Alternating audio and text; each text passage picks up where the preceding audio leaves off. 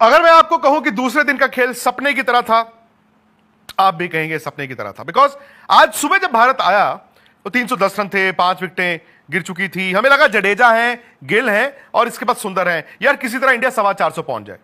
लेकिन इंडिया ने आज पूरा का पूरा दिन सपने की तरह ही खेला और एक अच्छे सपने की तरह खेला। इंडिया ने आज पूरा दिन डोमिनेट किया। मतलब सो मच सो कि इंग्लैंड का बाद में यह हाल हो गया था कि कब डिक्लेयर कर रहे हो, कितने रन बना रहे हो, बता दो। उसका असर क्या हुआ?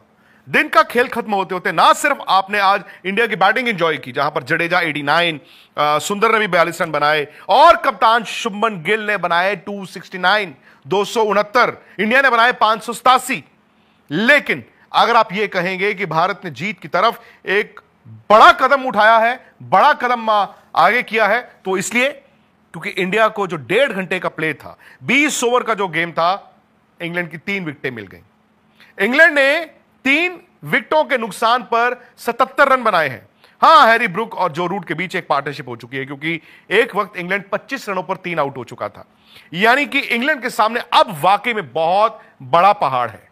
3 दिन का वक्त है। मैं अभी भी यह मानता हूं कि यार इंडिया मैच जीता नहीं, लेकिन अब नहीं जीतोगे तो कब जीतोगे? हां, मैं अभी भी मानता हूं कि इंडिया कहीं शायद कुलदीप यादव को मिस ना करे, क्योंकि वो इस विकेट पे शायद अच्छा बॉल डालते। बिकॉज आपने देखा कि इंग्लैंड की तरफ से भी जब बाद में स्पिनर बॉल डाल रहे थे, आहिस्ता आहिस्ता उनको ग्रिप मिल रहा था।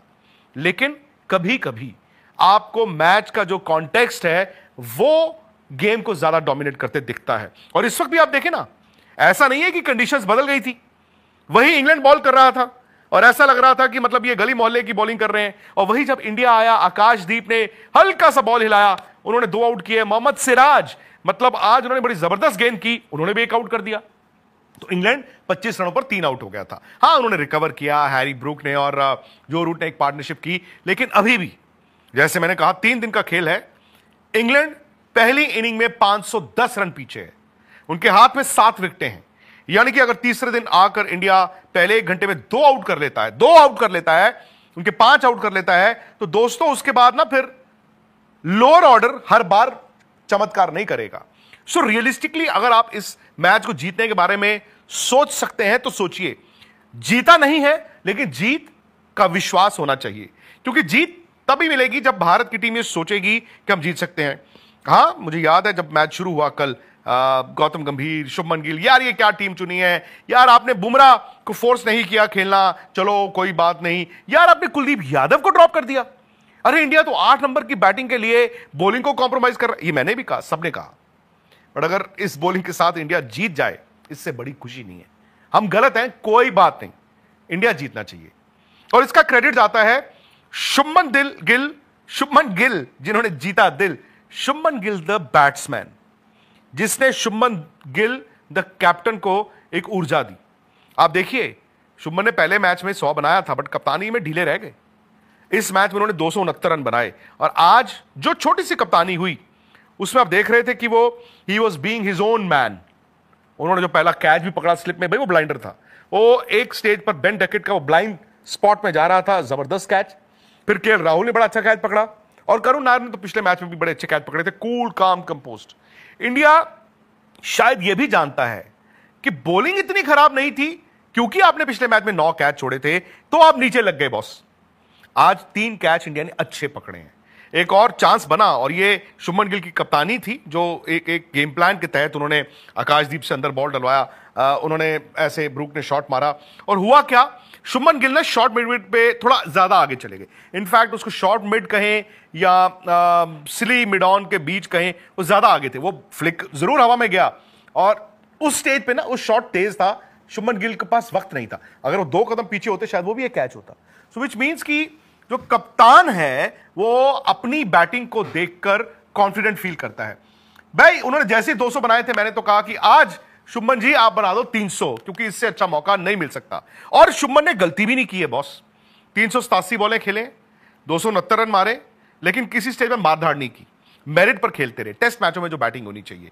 एंड में क्या हुआ, वो एक ना बस वो ढीला शॉट ऐसे मारा उन्होंने और यहां पर उनका कैच हो गया। लेकिन 269 रन, मतलब इंग्लैंड में भारत की तरफ से ये तीसरी डबल सेंचुरी है। सुनील गावस्कर 1979, राहुल द्रविड़ 2002, आज शुभमन गिल 2025। ये किसी भी इंडियन बैट्समैन का सेना कंट्री में मतलब साउथ अफ्रीका, ऑस्ट्रेलिया, न्यूजीलैंड और इंग्लैंड, किसी भी इंडियन बैट्समैन का सेना कंट्री में ये हाईएस्ट स्कोर है। एंड आई थिंक एक चीज तो है कि शुभमन गिल द बैट्समैन ने जो किया, अब शुभमन गिल द कैप्टन, वो जीत के अलावा सोच नहीं सकते। अब बड़ा ट्रिकी सिचुएशन इंडिया के लिए हो सकती है। एक तो है कि क्या इंग्लैंड का दिन तीसरा ऐसा ना आ जाए जैसे इंडिया का आया, पता नहीं, क्रिकेट है भाई, इंग्लैंड के साथ कुछ भी हो सकता है। इसीलिए मैं कह रहा हूं कि इंडिया को ना पहले आधे पौने घंटे में एक आउट करना बड़ा जरूरी है। एक हो गया फिर दूसरा भी हो जाएगा। लेकिन इंग्लैंड, आपको भी मालूम है यार, 2 सेशन में ना वो टीम बदल भी सकती है। मैं ये नहीं कह रहा हूं कि वो 587 रन बना देंगे, बट यार अगर वो 350 350 तक भी चले जाते हैं ना, एक तो वक्त जाता रहेगा, और दूसरा बड़ा ट्रिकी सिचुएशन ये है कि चौथे दिन बरसात फोरकास्ट है। सो बरसात अगर मैं कहता हूं आधे दिन का गेम भी ले जाता है, तो यार ये ना आपको टाइम कल को फैक्टर इन करना पड़ेगा। सो इंडिया के लिए थोड़ा ट्रिकी ये हो सकता है कि 388 रन बनाने हैं इंग्लैंड ने फॉलो ऑन से बचने के लिए। मैं बहुत आगे जा रहा हूं, सॉरी, बट यार ये तो टीम भी सोच रही होगी ना। तो 388 रन उनको बनाने इंग्लैंड को फॉलो ऑन से बचने के लिए। इसका मतलब है कि उससे नीचे अगर फॉलो ऑन आता है तो क्या इंडिया देगा, या फिर जो आजकल अमूमन होता है कि आप कहते हैं नहीं यार हम दोबारा बैटिंग करेंगे, अब आप चौथा ही आना। इंडिया नहीं चाहेगा इंग्लैंड को चौथा मिले, ठीक है। दूसरी बात यह कि आप अगर 80 ओवर डाल चुके हो, 85 ओवर, आप फिर अपने बॉलर्स को आराम भी देते हो, तो इसीलिए कप्तान आजकल फॉलो ऑन नहीं कराते हैं। बट सवाल यह होगा कि अगर इंडिया के लिए बहुत अच्छा बेस्ट केस सिनारियो कुछ ऐसा हो कि आप 200 240 पे उनको आउट करते हो, फर्ज कीजिए आपने 60 65 70 ओवर बॉल डाला हो, तो मुझे लगता है कि इंडिया फॉलो ऑन के बारे में सोच सकता है।